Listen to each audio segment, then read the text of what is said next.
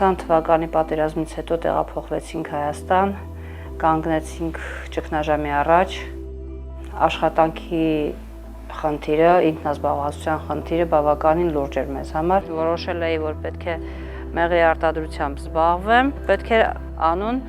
ես ընտրեցի մռով։ Ինքնազբաղվածության խթանման ծրագրի շրջանակներում իրականացվել են բիզնես դասընթացներ շուրջ 40 եւ ավել շահառուների համար 12 անձինք հնարավորություն ունեցան ոչ դրամային դրամաշնորհներ ստանալ, այսինքն տեխնիկական եւ ռեսուրսային աջակցություն իրենց ինքնազբաղվածությունների մեկնարկի համար։ Առաջարկ ստացա կարել մեղվի տաքոցներ, բարձեր, բիզնես ծրագիրը ներկայացրեցինք, դրամաշնորհ ստացանք եւ ձեռք բերեցինք կարի մեքենաներ, որը արդեն լուծում է մեր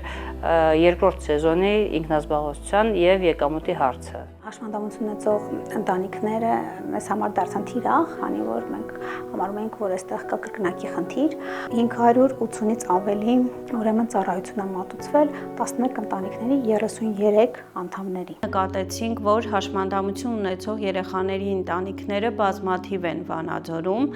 եւ նրանց ներգրավեցինք մեր գործընթացում։ Առավոտ վերակենում, ասում գնում ենք դպրոց, դպրոց ասում, լուսաստղ կենտրոնին դպրոց ասում։ Մամուն ասի, տասամի չսով։